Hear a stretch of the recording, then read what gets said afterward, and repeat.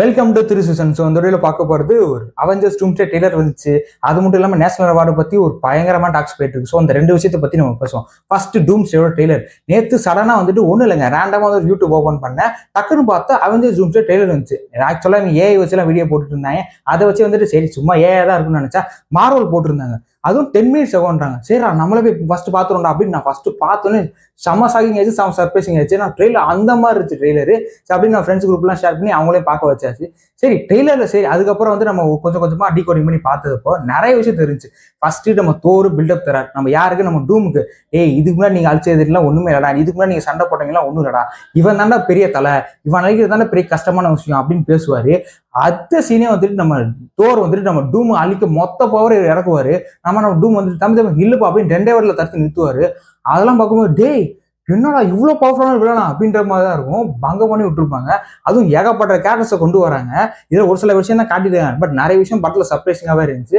அதுவும் வந்து டெய்லர் கட்டு எப்படி இருந்துச்சுன்னா தம்பி நீ தியேட்டரில் வந்துட்டு கத்தி என்ஜாய் பண்ணி மூமெண்ட்ஸ் அப்படியே கட் பண்ணி டெய்லர் ரிலீஸ் பண்ணிக்கோப்பா அப்படின்ற மாதிரி தான் இருந்துச்சு. ஏன்னா சான்சியா இருக்கட்டும், அப்புறம் ஏகப்பட்ட பேர் வராங்க.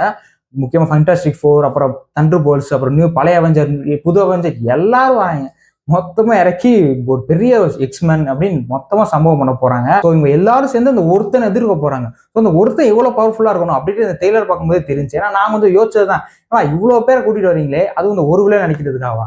ஏன்னா மற்ற தமிழ் படம் மாதிரி மற்ற படம் மாதிரி ரொம்ப டம்மையா கேட்காதீங்க அப்படின்ற மாதிரி தான் இருந்துச்சு. பட் இந்த ட்ரெய்லர் பார்க்கும்போது கண்டிப்பா அப்படியே ஒருத்தரா ஒரு வெயிட்டான வில்லண்டா அப்படின்ற ஃபீல் கண்டிப்பா வருது. ஆனா இந்த எல்லா விஷயத்தையும் தாண்டி கடைசியா தலைவன் ஸ்டீவ் ராஜர்ஸ் வர்றதுதான் அதுவும் தலைவன் வந்து சுத்தியல் அப்படி வாங்குவாப்புல அப்படியே அவெஞ்சர்ஸ் என்கேம் தான் ஞாபகம் வந்துச்சு. ஐயோ அந்த சீன்லாம் தியேட்டர்ல எப்படி செலிப்ரேட் பண்ணி எப்படா இருந்துச்சு தியேட்டர்ல. ஐயோ ஐயோ அப்பா ஐயோ தலைவா திரும்பி வந்து ரொம்ப ரொம்ப சந்தோஷம்.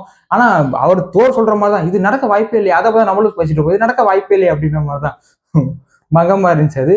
ஸோ ட்ரெய்லர் மொத்தமாகவே செம்ம பார்க்கட்டா சூப்பராக இருக்கு. அண்ட் அடுத்தடுத்து ஏகப்பட்ட விஷயம் வர காத்துட்டு இருக்கு. இந்த வாரம் வந்துட்டு ஜனநாயகன், அதுக்கப்புறம் ஸ்பைடர்மேன், இந்த வகையில் ஒன்று சுத்திட்டு இருந்தா இவங்க டிசம்பர் மாசம் ரிலீஸ் ஆகப்படுறது படத்துக்கு இப்போ வந்துட்டு இந்த ட்ரெய்லர் அப்படின்னு கொடுக்குறாங்க. எல்லா இப்போ இந்த படத்துக்கு ஹைப் ஆகடா அப்படின்னு ரொம்ப சந்தோஷமா தான் இருந்துச்சு. சரி இது ஒரு பக்கம் இருக்க. டூம்ஸ்டே ட்ரெய்லர் பத்தி உங்க தாட்ஸை நீங்க கமெண்ட்ல சொல்லுங்க. இன்னொரு பக்கம் நேஷனல் அவார்டு ஆக்சுவலா நிறைய பேருக்கு அவார்டு கொடுத்தாங்க, அதெல்லாம் ரொம்ப டிசர்விங்கா தான் இருந்துச்சு. ஆனா ஒரு சில படத்தெல்லாம் பார்க்கும்போது டேய் உங்களுக்கு எல்லாம் கண்ணு இருக்காளையா அப்படின்னு ரொம்ப திகராக்கி விட்டுச்சு. அதுவும் best screenplay, best costume டிசைனுக்கு புஷ்பா 2. இது அந்த என்னத்த சொல்லுது, எங்களுக்கு கண்ணு இருக்கா, நீங்க படத்தை பார்த்தாங்க இல்லையா, அந்த படத்துல இப்படி என்னடா இருக்கு அப்படின்ற மாதிரி தான் இருந்துச்சு. புஷ்பா 1 கூட பரவாயில்லைங்க. புஷ்பா 2ல வந்துட்டு ஒரு சில சீனை தவிர அதெல்லாம் படமாடா அப்படின்ற மாதிரி தான் இருக்கும். அந்த படம் வசூல் அடிச்சதே வந்துட்டு இப்போ வரைக்கும் நம்ப முடியல. அதுவும் இந்த அவார்ட்லாம் பார்க்கும்போது டேய் என்ன நடக்குதுங்க அப்படின்ற மாதிரி தான் இருந்துச்சு. அதுக்கப்புறம் பெஸ்ட் தமிழ் ஃபிலிமுக்கு ராயன் படத்தை கொடுத்தாங்க. ராயன் படம் நல்ல படம்னு சொல்லுவார். அது ஆக்சுவலாக நல்ல படம் தான், நான் ரொம்ப என்ஜாய் பண்ணி பார்த்த படம் தான். ஆனா அந்த படத்தை தாண்டி அந்த படத்துக்கு காம்படிஷனா மகாராஜாவா இருக்கட்டும், நம்ம மெய்யலகனா இருக்கட்டும், அதுக்கப்புறம் லப்பர் பந்தா இருக்கட்டும், ஜமாவா இருக்கட்டும், இந்த மாதிரி 2024 எவ்வளவு தமிழ் படம் வந்துச்சு. நான் ரொம்ப என்ஜாய் பண்ணி பார்த்தேன், எல்லாருமே என்ஜாய் பண்ணி பார்த்த தமிழ் படம் நிறைய வந்துச்சு. அந்த படத்துக்குலாம் கொடுத்துருக்கலாமே அப்படின்ற மாதிரி தான் இருந்துச்சு. இப்போ இவங்க மெய்யலகனா தூக்கி வச்சு கொண்டாடுறாங்க, பட் தியேட்டர்ல வந்து போய் ஒருத்தனும் கண்டுக்கல தான் உண்மைதான். பட் இவங்க கொண்டாடுறதுக்காகவாச்சும் இல்லைன்னா ஒரு விஷயம் இருக்கணும். இந்த மெய்யழகன் மாதிரி ஒரு படம்லாம் வந்துட்டு எப்பயாச்சும் இல்லை, இதுக்கப்புறம் வருமானம் கூட தெரியல. ஏன்னா இந்த பெஸ்ட் பிலிம் இல்லை, இந்த டிக்கெட்லேயே வந்த ஒன் ஆஃப் த பெஸ்ட் பிலிம்னா அது மெய்யழகன் அப்படின்னு அடிச்சு சொல்லலாம். நான் மட்டும் இல்லை, நம்ம நானி சாரே சொல்லியிருந்தேன், ஆக்டர் நானே சொல்லியிருந்தேன். ஸோ அந்த மாதிரி ஒரு நல்ல ஒரு எமோஷனல் பாண்டிங் ஒரு படத்துக்கு அவார்டு கொடுக்கலாம் அப்படிங்கும்போது கஷ்டமா தான் இருக்கு. அது நிறைய பேர் ஆதங்கம் தெரிவிக்கிறது நல்லதுதான். பட் அதுக்குன்னு தனுஷை போட்டு அடிக்கிறது ரொம்ப ரொம்ப ஒரு தப்பான விஷயம். ஏன்னா மனுஷன் அசுரன்ல வாங்கினாரு, ஆடுகளத்துல வாங்குறாரு, அதுக்கப்புறம் வந்துட்டு இப்ப ராயன்ல வாங்கினாரு. ஸோ அதாவது இப்பயே உங்களுக்கு தெரிஞ்சிருக்கு, டே அந்த படம்லாம் டிசர்விங்கடா, இந்த படம் அப்படி என்னடா அப்படின்னு உங்களுக்கு இப்பயே தெரிஞ்சிருக்கும். அந்த ஒரு தாட்ஸை தான் அவங்க எல்லாருமே சொல்லிட்டு இருக்காங்க. அப்பவும் சொல்ற ராயன் படம் நல்ல படம்னு சொல்ல வரல, ஆனா அந்த அவார்டுக்கு டிசர்விங்கான படமா அப்படின்ற மாதிரி கேட்க தான் தோணுது. கேப்டன் ஒரு படத்துக்கு கொடுத்தீங்க, அது ஓகே, அது ஒரு நல்ல விஷயம் தான். ஏன்னா அந்த படம் ஒரு சூப்பரான படம், நல்ல ஒரு அரசியல் பேசுற படம், நல்ல ஒரு கண்டென்ட் உள்ள படம், ஓகே கொடுக்கலாம். ஆனா அந்த படம் ராயன் படம்லாம் ஒண்ணுமே இல்லைதான். சரி ஓகே கொடுத்துட்டீங்க, என்னமோ நடந்திருக்கு அப்படின்ற மாதிரி தான். அதுவும் வந்துட்டு இன்னத்தை சொல்றதுங்க, நிறைய அவார்ட்லாம் போகும்போது ரொம்ப குபீர்னு தான் இருந்துச்சு. ஆனா ஒரு விஷயம் என்னன்னா, அமரன் படத்துக்கு ஜிவி பிரகாஷ் அவார்டு கொடுத்தது மியூசிக், அது ரொம்ப நல்ல ஒரு விஷயம். அண்ட் எல்லாத்தையும் தாண்டி பிரம்மயுகம் படத்துக்கு நம்ம மம்மூட்டிக்கு பெஸ்ட் ஆக்டருக்கான அவார்டு கொடுத்தது ரொம்ப டிசர்விங்கான விஷயம்.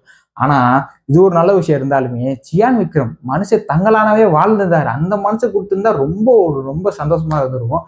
அந்த மனுஷன் படம் நல்ல நல்ல படமா தான் கொடுத்துட்டு இருக்காரு. ஆனா ஒரு சில விஷயம் மிஸ் ஆகிறதுனால படமே டோட்டலா கொலாப்ஸ் ஆயிடுது.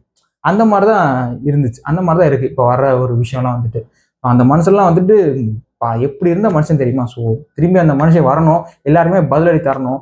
ஆனால் ஒரு விஷயம் என்னன்னா, அந்த அவார்ட் மேலே அந்த மரியாதைலாம் வந்துட்டு எப்பயோ போயிடுச்சு. இவங்க வந்துட்டு எப்போ அந்த பகவன் கேசரி ஜவான் படத்துக்கு ஷாருக்கான் கொடுத்தது, ஷாருக்கான் கொடுத்தா மட்டும் அடிப்பாயின்ட்டு 12th ஃபெயில் ஹீரோ அவர் விக்ராந்த் மெஸ்ஸி அவருக்கு கொடுத்தது, இந்த மாதிரி கோல்மால் வேலையை பண்ணும்போது வந்துட்டு தெரிஞ்சு போச்சு ரைட்ரா அப்படின்ட்டு. ஸோ என்னத்த சொல்ல, அந்த மாதிரி தான். ஸோ நான் ஒரு சிம்பிளான சொல்ல என்ன தெரியுமா, நம்மளுக்கு நல்ல படம் தோணுதா நம்ம செலிப்ரேட் பண்ணுவோம், நம்ம அந்த படத்துக்கு நம்மளே ஒரு அவார்டு கொடுப்போம், இவங்க எல்லாம் கண்டுக்க வேணாம் அப்படி இருக்கிறது ஒரு மைண்ட் செட் தான் எனக்கு இப்போ வந்துச்சு. ஸோ அது ஒரு நல்ல மைண்ட் செட் தான். ஸோ இந்த 2 சம்பவத்தை பற்றி நீங்கள் என்ன நினைக்கிறீங்க அப்படின்ற உங்கள் தாட்ஸை மறக்காம கமெண்ட் சொல்லுங்க.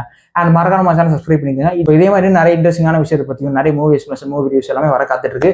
ஜனநாயகன் FDFS ரிவ்யூ கன்ஃபார்ம் வந்துடும். ஸோ மறக்காம சேனல் சப்ஸ்கிரைப் பண்ணிக்கோங்க. Thank you so much. பாய்.